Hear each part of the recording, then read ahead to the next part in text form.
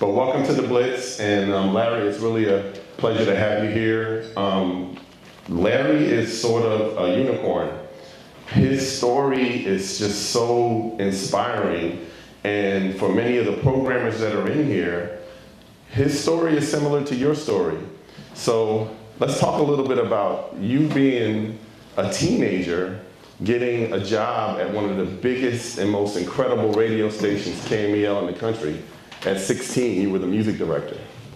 Yeah, I mean, before getting into that, which I won't forget, I just wanted to say that, I wanted to show this actually really quickly, first off, and then I'll get to what I was going to say actually. So this is 35 years ago. Where's Lionel Ridnour?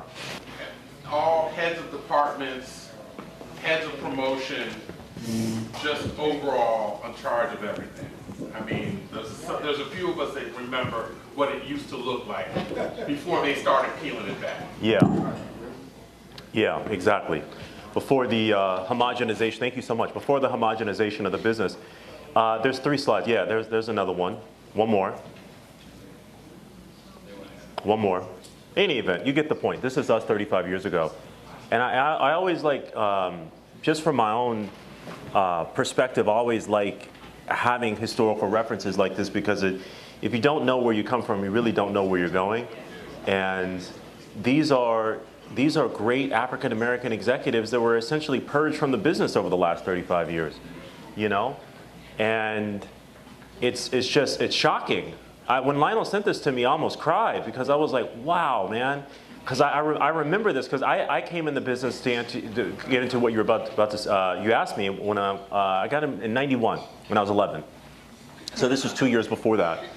And it's really, I can't even get over it. I'm still staring at this, because this is our business. So I have to give you love in particular, because when you told me what you were doing and how magnanimous it was, just how you were bringing different people from different labels, and you know, shout out to everybody who's here from another record label as well, because this is us, you know, 35 years ago. It's crazy. And now the business has just been consolidated down to these 3 majors, and the number of people that work at the majors is certainly not this. So I thought it would be good to kick off the conversation just with a little bit of historical perspective, because it's so important, you know, in that particular regard. But secondly, before I get to your question, I just wanted to say how honored I am to be here. We were here 13 months ago. Yep. And I remember that day very clearly. We had just launched the company 60 days before that, and I was really nervous, you know. I didn't communicate that to you, but I was really, really nervous. And I was nervous because of how much I view all of you who are here. You know, I know the Box, you know, KYS, you know what I'm saying? Like, to be sitting here in front of all of you is just, I'm so honored, because radio was the thing that opened up the door for me to be able to get in the business. So now, a year later, kind of reflecting on that day, we're number 2 in R&B in market share. We're number 7 in urban in market share. We're number 7 in rhythm in market share. And shout out to Columbia Records, because we're kicking ass right now. I mean that with love, because I love Columbia. But yeah, Gamma, in any event. But your question, sorry about that. Well, he said something, and a lot of y'all was like, wait, what? When I got into the radio station at 11, because this doesn't happen anymore. And I don't know many of you in here that are veterans of the business on both the radio and record side can tell a story about those early years. You know, mine was 16, 17 at WUSL, which was in Philly, the biggest radio station, you know, one of the bigger radio stations in the country, and KMEL in the Bay Area is an iconic station. So for a kid who started at 11 and basically interned through your teenage years, you basically grew up at the radio station, and that was your beginning pathway into the music business. Yeah, absolutely. Yeah, I wanted to be in weather, but it was just too, not seriously, it was just too mundane for me. I went to do like some apprenticeship work at the National Weather Service, in Redwood City, like when I was 9 on weekends and stuff. But it just was too serious, really. And I really love music. And the Bay Area was such a such a hotbed, and the soil was so fertile for everything that was happening. Tony, In Vogue, MC Hammer. Shout out to Lewis, who's in the house, by the way. Yes. You know what I'm saying? Legend. This man, as a matter of fact, he came and saw me. I'm gonna leave the other out, but yeah, this man and his brother actually, you know, his brother is MC Hammer. They really like supported me when I was coming up. Hammer was like one of the first people. Hammer was like literally the first person to ever show me the internet, like back in '95. You know, because he was so steeped in tech in San Francisco. But yeah, I mean, am I lying? I mean, the Bay Area was like, you know, is Tony, In Vogue, Tupac, Digital Underground, Hammer, E40, Souls of Mischief. So I was a part of this at this particular time, you know, and guys like, you know, Lewis and his brother, E40, Short, all these guys really took me in as like their little brother. And that gave me a cosign and an anointing in the Bay to be taken seriously by the time I was 16. I mean, Lewis was there. Am I lying about any of this at all? Yeah, so I mean, it sounds so implausible, but it's like, it was really real, you know, what happened. And just to be around that culture at that time, I have no words for, you know, how big of an impact that had on me in my life, you know? So you had a knack for not necessarily picking the songs that the record companies wanted you to play, which was really what made you stand out. Yes, what was one of those songs that, you know, and KMEL was like a leader of just creating these new artists that would then go all over the country, but what was one of those songs that you heard and you just put on and it wasn't a priority from a record company and ended up becoming a hit? Wow, that's a really good question. I don't know why the first one that comes to mind is Brian McKnight, actually, because I remember that they were working some record, I think it was called You Should Be Mine or something. It was like a mid-tempo record. And I was like, I hate this song. This is like so average. I mean, I didn't hate it, but I just thought it was like a mid-chart, you know? Yeah. So, but then I heard Anytime, and I'm like, I'm gonna play that record. That's the one.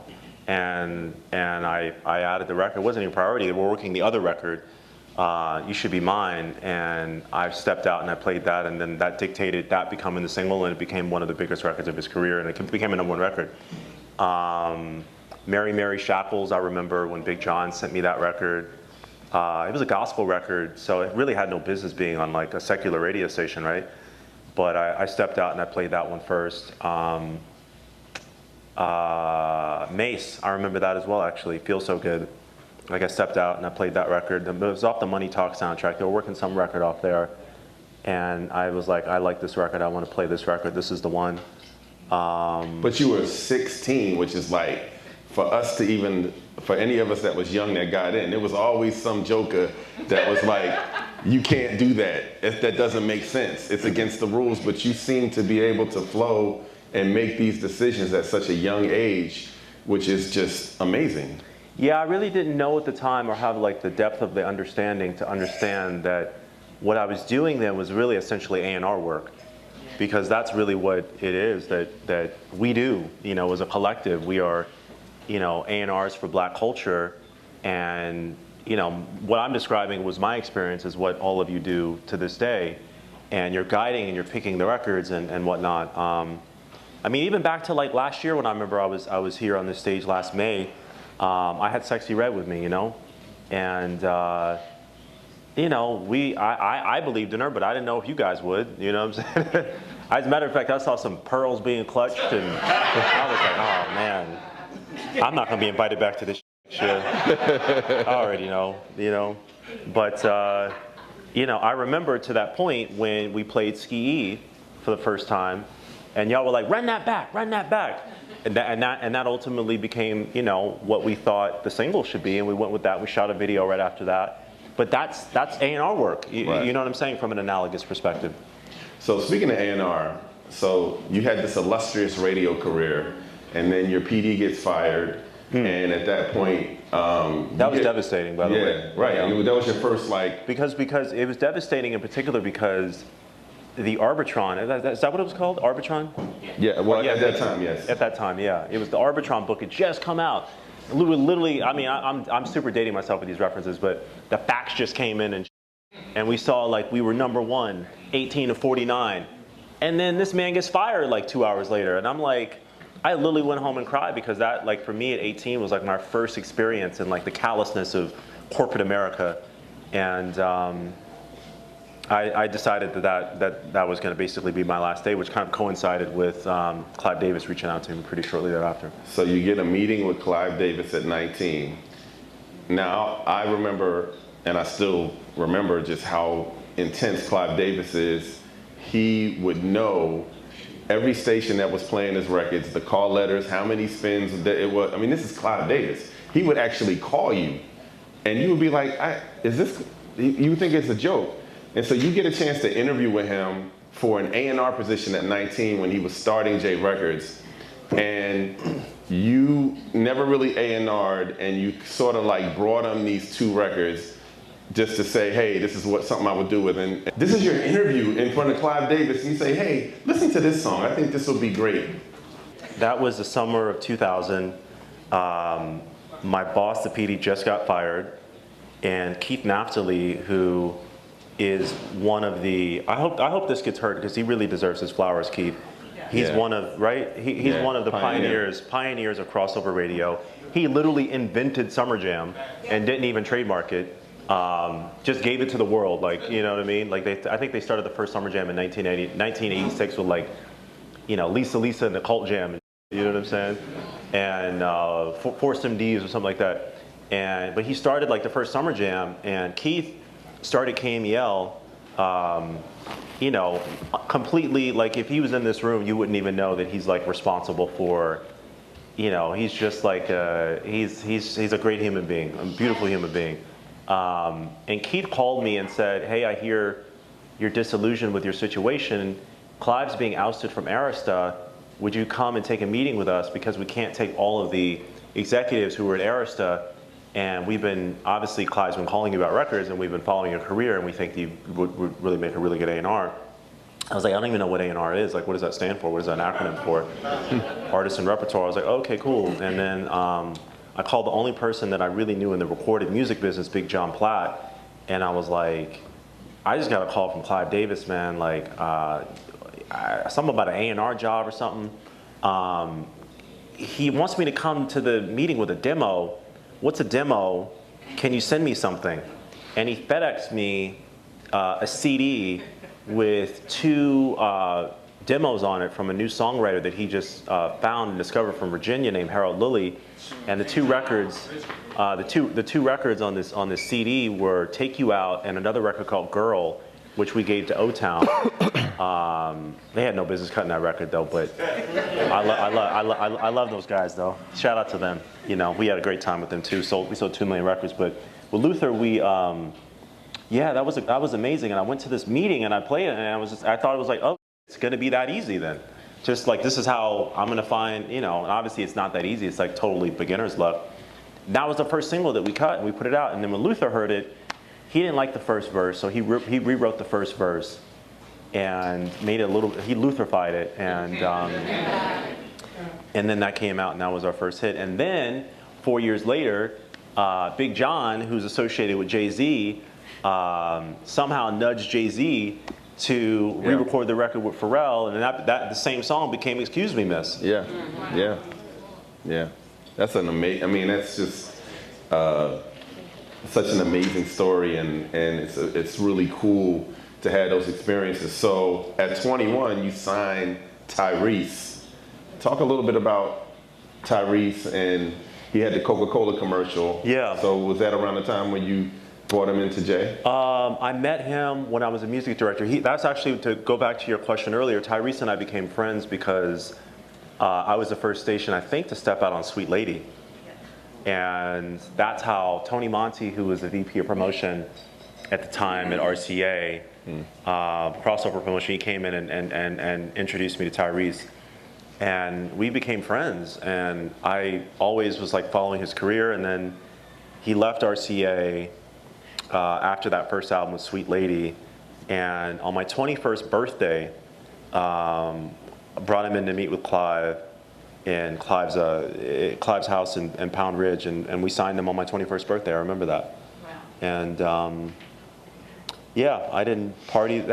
It's so interesting. When you think about turning 21, like people go out and like they turn up. And like I like went home to bed at like 9 p.m. that night, like like after signing Tyrese. And then we had with the Underdogs, who, you know, shout out to Damon Thomas and Harvey Mason. They really kind of, you know, helped to make my career at J Records, because they just were constantly delivering hits. And the first one that we had together was How You Gonna Act Like That, which became a #1 record that year. I think it was like in 2002 or something like that. Yeah. And then you all were involved with American Idol. And so all that raw talent we were watching on television, you were one of the people behind the scenes that was taking these artists and turning them into real musicians, real household names in the country. Is there anyone in particular that you recall an experience with American Idol that oh my God, you can share with us? I mean, well, that venture, I think, is the most successful label venture of all time, just because of how many records we sold and so consistently. I mean, Carrie Underwood did 7 million albums, Daughtry did 5 million, Ruben Studdard did 2 million albums, Fantasia did 2 million albums or 3 million albums.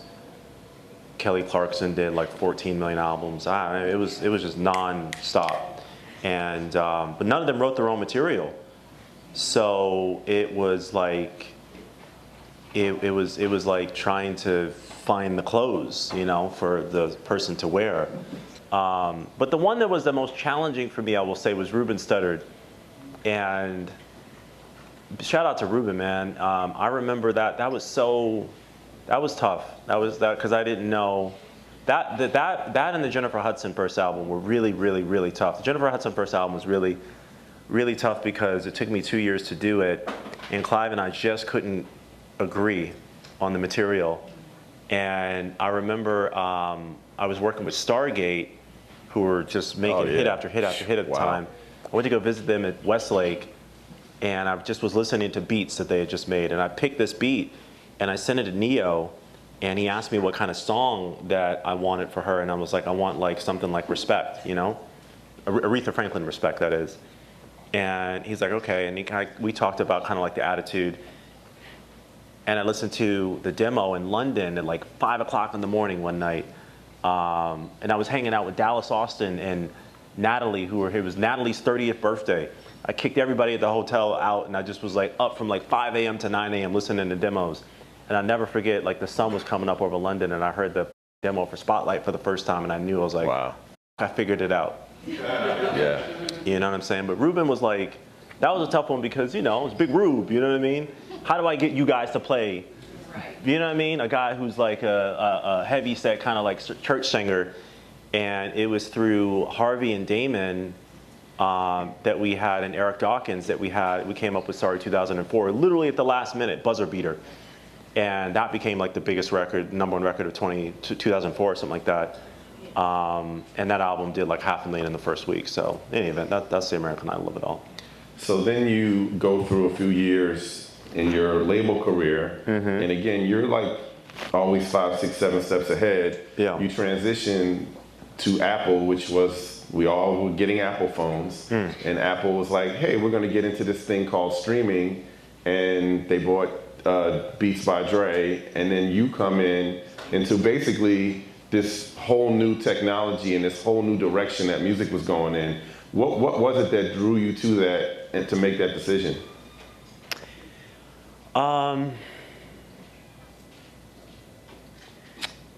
I was starting to feel like, ironically, the thing that I didn't even understand the acronym for, 8 years later, I found to be really starting to become really easy and not challenging. And I remember at one time, like in 2008, like there were like 3 records that I had at the time that were all like #1. It was like Leona Lewis, and it was Leona Lewis at the same time, Britney Spears, what else? I don't know, something else. But it was, of any event, it wasn't stimulating enough. But the business was going like this, you know, which ultimately led to like the worst year of the business being 2013. Last year of the business, because of streaming, was the best year ever of recorded music history in terms of revenue. You know, 28 billion. And that year of 2013, I think it was like 14 or 13 billion or something like that. But it was already on the descent. So I was kind of this reality that no one around me wanted to admit that our beach was eroding in front of us. And the fact that technology was actually eating the beach, taking the sand, and the ocean levels were rising, figuratively speaking. And I was yearning for someone to understand and relate to what I was saying in the same way, and that person was Jimmy Iovine. And we really related to it. And Jimmy was the one who prophesized in 2003. He and I were laughing about it a couple days ago. He did an interview that you can find on YouTube where he's literally talking about prophesizing what's happening right now.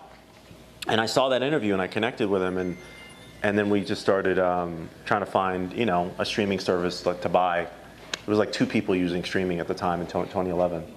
So we bought one with a vision of what we wanted to be.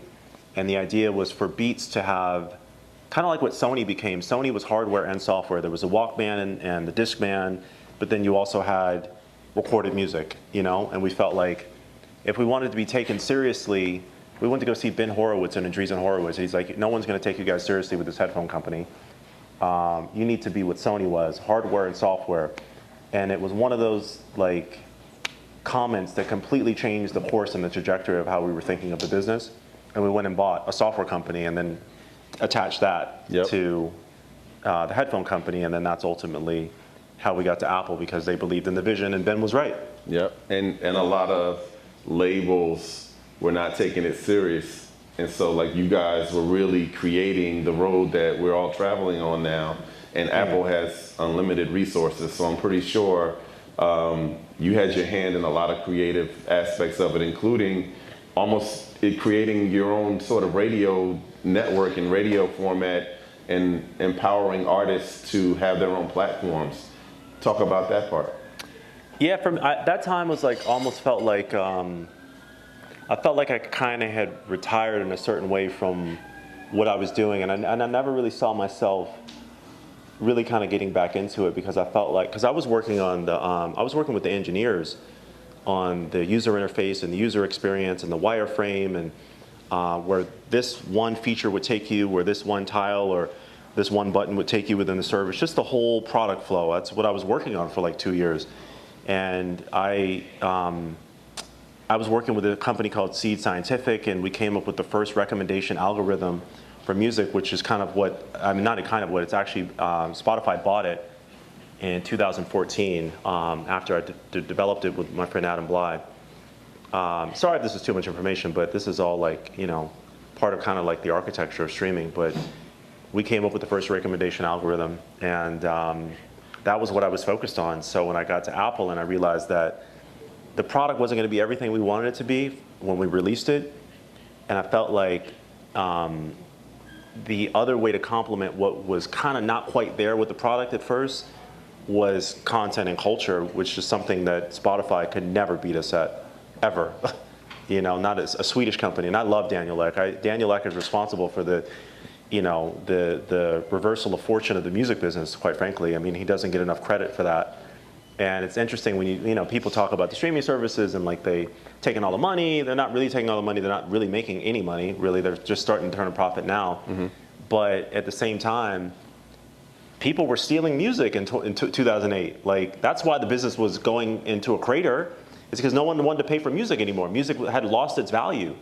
And Napster and file sharing and all that was like, it was good enough for people. It was tap water in that regard, and no one wanted to pay for bottled water any longer or value music in that kind of way. So we just felt that we could bring something that could bring, you know, some renewed value back to music in that particular regard.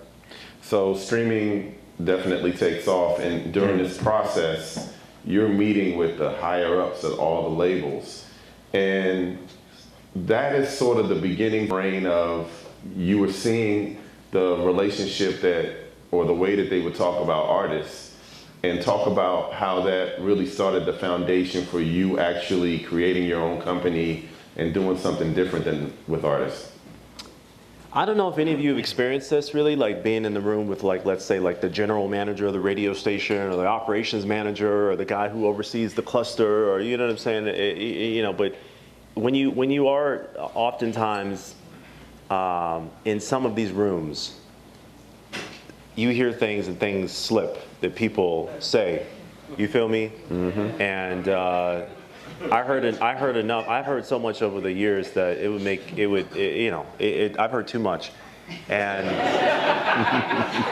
and I was just like, I just couldn't take it anymore. You know, there's an opportunity that I see right now because it feels like the artists the conventionalism of dealing with the president or the chairman and then dealing with them to communicate your point was not something that they wanted to do anymore. Like when Drake wanted to drop What a Time to Be Alive, he and Future the Prince called me first. And I was like, yo, you talked to Monty about this? They're like, no, you call him. I was like, what? Like it'd be like Whitney Houston calling up, Deborah Lee, to get it done. And that's not the way the business was. That wasn't the code, you know what I'm saying? Mm-hmm. But it just started happening more and more and more. And I was like, oh, this is a shift. This is a shift, because I didn't remember it being like that when I was coming up. So I felt like, I saw a report today that 6% of artists now, new up-and-coming artists now, 6% of new up-and-coming artists now want to sign to a major label. Wow. 6%. Yeah, you can look it up. Wow. Go do a Google search on it. So you raise $1 billion to start this company. A black man going out to the world and getting $1 billion. I don't think that has ever happened before in entertainment. And you may not want me to say this, but there was a lot of forces that were angry at the forces that gave you the money to start the label. And these are the forces that are sort of in power. Talk a little bit about just going through that process and making a decision, but also raising that money and going through all of those forces that were trying to stop that from happening. Well, firstly, I mean, it was the realization that you can't show up to a gunfight with a knife, and it took time. There were certain people that, like, I had conversations. I was talking to Breon for like 2 years about what we were going to do. You know what I'm saying, Bree?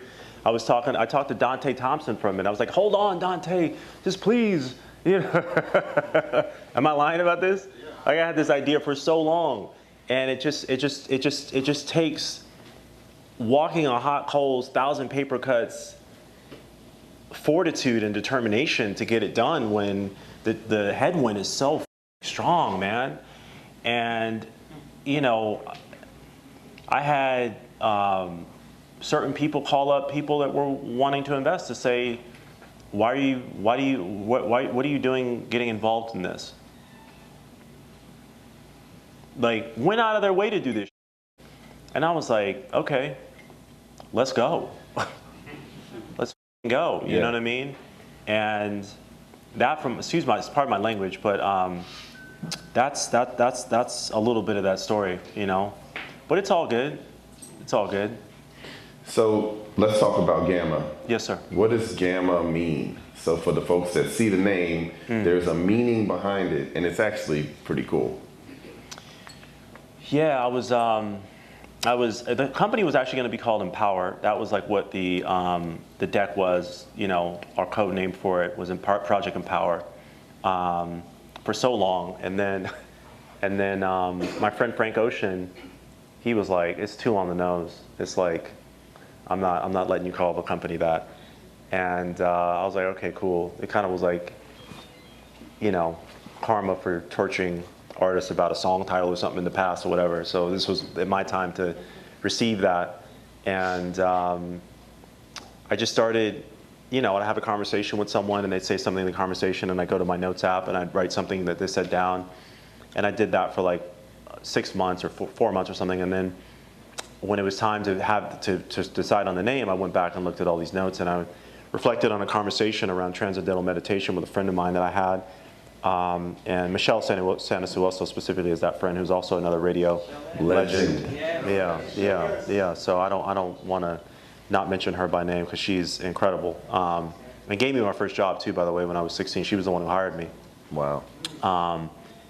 And we were having a conversation about transcendental meditation, and she was talking about brainwave frequencies and the frequencies with which we oscillate between the day. brainwave frequencies, delta, theta, alpha, so on and so forth, and gamma being the highest brainwave frequency, 38 or 40 hertz and higher. But it's associated with highest form of cognitive thinking, creative thinking, and so when she sits down to write a song, or she goes into the booth to have an idea or something comes out, the frequency that she's tapping into is the gamma frequency. When Michael Jackson, I remember an interview I heard of his saying, I can't take credit for these songs. Like Billie Jean was already written. I was just the vessel and the vehicle with which God delivered it through. And I wrote the song in 15 minutes. That's the gamma frequency. So I felt like, you could start a company, but for me, I feel like having a North Star or something that you can look to as a symbol of your intentionality every single day was very important to me. And that's what Gamma's about. So Gamma is not a record company. So some people think, oh, is this another new record company? It's not. Break down what Gamma is and all the things that you're involved in under the name Gamma. We just launched a jewelry line with Snoop.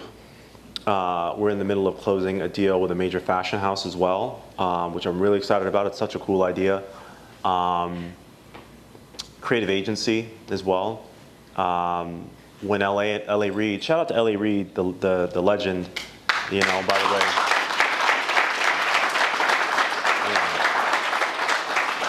I can't, you gotta understand, this for me is my friend Dave Chappelle's he had dinner the other night and he said, young man, you're in the midst of a very powerful dream right now.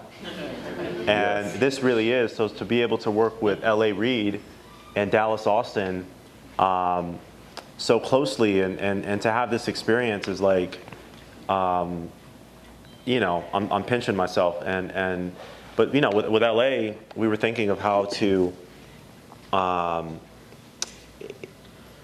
of the things that we did last year as well, in addition to showing up here with Sexy Red, we showed up with Usher, if you all remember. And that too I was really nervous about because Usher hadn't had a hit since 2009, And so it wasn't a slam dunk whatsoever. But, we are real true music people, dedicated music people. And, LA went into his bag. And this man came up with Good Good and put Summer Walker on it and then went putting 21 Savage on it. And, this was a record that went it's the only record and the only artist that went #1 at 3 individual radio formats last year. Wow. And we were...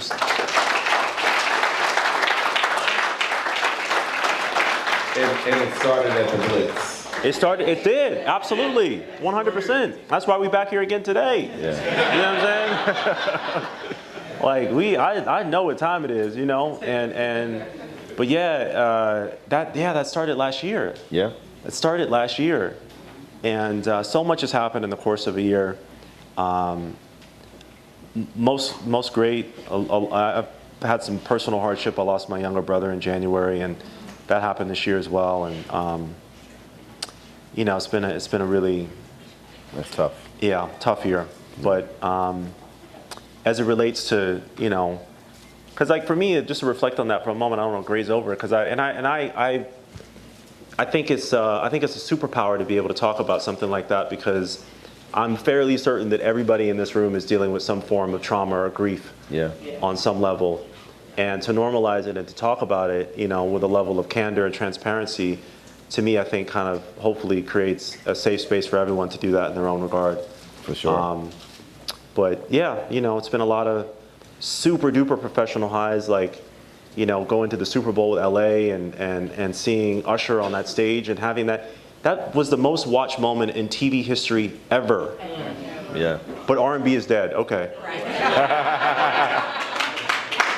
You were also the first to simultaneously release an album in conjunction with an artist on the Super Bowl. That's never really happened before. Yeah, and I veered off subject because you were asking me about the other things that Gamma was about. One of the things that we inventively did with that album is I called my friend Kim Kardashian, who has Skims, and I said, I felt like how do you reach an audience not just on Apple, Spotify, and Amazon? you know, and what she has with Skims is so incredible, such a juggernaut. But there's also an audience overlap with Usher's audience, we realized. So LA and I had an idea to sell the album on Skims, and we went to Luminate and petitioned to them to count the album sales that were sold on Skims' site to the Billboard chart. So not only did I come up with the idea for the campaign of him being, you know, the 2024 Mark Wahlberg, but we also convinced Illuminate to do it, and I think we sold like 30,000 albums through that. Wow. So not only like having an idea of like coming up with a creative campaign for a brand like Skims, launching it Super Bowl weekend, but then also trying to figure out how do you turn I mean, that's Shopify's #1 client. Wow. How do you turn a store like that into a new music commerce marketplace? And that's what that was. So that's why I don't regard us as a label, because I don't candidly know of anybody else that's doing that kind of stuff. Yeah. And your business model is very favorable to the artist. So I quoted you from... Yeah, by the way, it is. I don't know, that's LA's, we're like a museum. Right. And this is the wall. And LA owns Coming Home with Usher. That painting is out on loan to us as a museum, Gamma Museum. We display the painting, we're doing an exhibition, we sell the tickets. Everyone comes and, you know, looks at the painting for 10 years or 8 years or 5 years or whatever and the painting is returned to its rightful owner. Yeah. Like, someone doesn't have to lose in order for you to win. Yep. And you are sort of in this incubation period now, actually paying artists weekly their royalties, which any artist will tell you, they don't really see nothing. So to be paid every week, I think there's probably a long line, LA, Lionel, there's probably a long line of artists waiting for their contracts to be up. And what we're going to be looking at with Gamma in the next 5 years, you're going to have everybody. Yeah, to be accurate about it, and I want to be accurate about it because, you know, Push Art is in the room right now, you know. We're paying everyone monthly right now, and we have in beta, which will be pervasive very soon, within a matter of months, weekly. So when they release music, we account to them on a monthly basis. Like, try getting paid from any of these other places. Try even auditing, by the way, but when we get to that, it's like a super complicated thing, but try getting paid. It's like biannually, you know? So to be able to pay them on a once a month basis, which will soon then accelerate and become a once a week basis, it's again, someone doesn't have to lose in order for you to win. And I think that's like, because like if you know, the reason why there's 6% of artists that want to sign to a major record label now is because of that.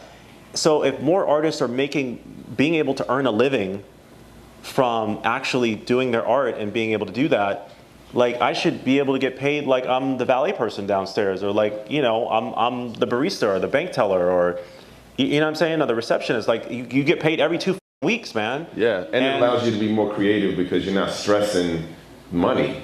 Exactly. Yeah. If you know, you're a, you know, good recording artist, and you can get paid and actually survive and eat off of that versus having to get one of those other jobs in order to be able to distract from making your art. Right. And that's what it's all about. You know what I'm saying? It could be a terrible business move, but, you know, whatever. I don't care. Yeah.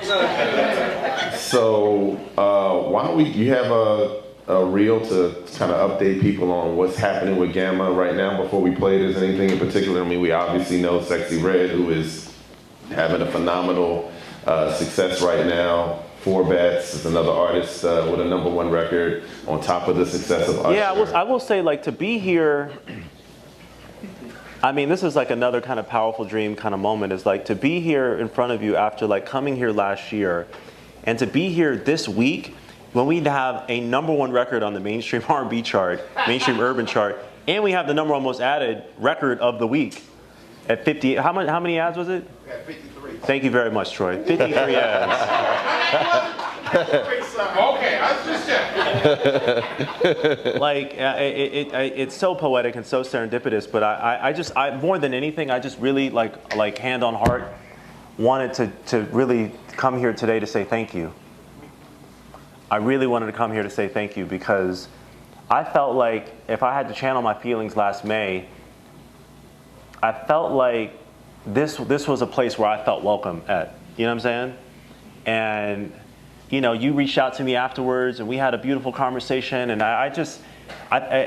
so this feels almost like a homecoming for me to be able to like come back and speak to you all, because before Sexy Red went #1 on Apple Music, she went #1 on the charts. And I felt, you know, I was joking with you the other day about radio. Not joking, but it's actually serious. How I talk about radio in a certain sense. It's like everybody's like so quick to like modernize things, and digital and mobile and streaming and this and that, but you can't forget about the ladies getting free before 11 audience. You know, the club. You know what I mean? It's just worker. Yeah. At Club Shadows or Club Utopia or whatever, you know what I'm saying? You can't forget about the ladies getting free before 11 audience, and that's where we broke Usher. That's where we. How many weeks were we #1 at Adult R&B last year with October London, who we broke as well? 11. 11 weeks. 14 in total. 14 weeks. We can't get good off the radio. Facts. You know what I'm saying? Like, it's just here to stay. Sexy Red #1 this week. We Get It Sexy. #1 Most Added with You My Everything. I have such gratitude for how you guys have just supported us so much, and I'm almost getting emotional about it, talking about it, because you've helped to, you know, make this company that's only 13, 14 months old a runaway instant success, and you can't take that for granted, because it doesn't always happen like that. I think a lot of people need to hear this, and we can start recording again, because I think this is important. You basically didn't really finish high school. You like had some issues in school and turned to radio and the music business, and you're extremely successful. And there's a lot of people, man, that, you know, are going through the same thing and are told that you're never going to be anything, or you're just going to be a failure in life. And most of the time it comes from your parents. But talk about that, man. That's people need to know that about you. For me, my grades started to slip by the time I was like, you know, a junior. So I went from like having probably a 3.8, 3.9 in like freshman year to a 3 in the sophomore year to like, you know, a 2.1 junior year to like a 1.3 in senior year. Because I found life is not binary or prescriptive. And for me to have found what I had a deep passion for and reverence for so early on, like I knew that this was my path, but you know, I've had parents who are educators, so it was disappointing for them, and I felt really terrible about it, but they knew the path that I was on, and they supported me on that endlessly. And as life would have it, the very school that kicked me out 2 months before I was supposed to graduate called me 19 years later and were like, hey, we've been tracking what you're doing. Do you want to come back and graduate and then also give the commencement speech? And I was like, yeah, let's do it. Let's do it. So you never know what life has in store for you. But I mean, just like you said, I mean, somebody who gets kicked out, I feel like, you know, any day I'm you know, going to be a failure, to be honest with you. And that's part of like that fear of failure that keeps you going, that kind of imposter syndrome, you know, that keeps you going, you know, with a healthy dose of insecurity. And me getting kicked out of high school was probably the #1 most like impactful thing that's happened in my life in that regard.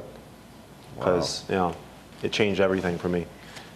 Well, I'm sure when people see what you just said, man, there's a lot of people that need to hear that, because we're told certain things in this country on how to be, and everybody. But because if you're right, and if people do see this, I don't want to genericize what I just said. Right. Because it's not like, oh, that's how it is. It's super simple. Like, it's not. Find a mentor, firstly. Mm-hmm. You know, mentorship is so important. You know, it's so important. I mean, without, you know, a mentor like probably Dick Griffey or Clarence Avon, absolutely, wow. Yeah. was a mentor for me. Clyde Davis. I mean, mentors are so important. So it's not like, oh, you just get kicked out of high school, you find a passion, and it all falls into place. No, mentors are so important. So I think that's like I don't want to have that come off not genuine. You know what I was saying or sharing. And I guess where I'm coming from is like, there's just different paths. There's no one path for everybody, and I think sometimes people are different, and they think different, and they operate differently, and they're told you can't do that. And I would say one thing that you could learn out of this whole conversation, I know what you just said about fear and insecurity, but man, you definitely have an aura of just trudging forward and not having fear. And I think that's an admirable thing, because fear is so overwhelming, and you've had a lot of great successes, so you have to pat yourself on the back for that, man. I appreciate it. Thank you. Thank you.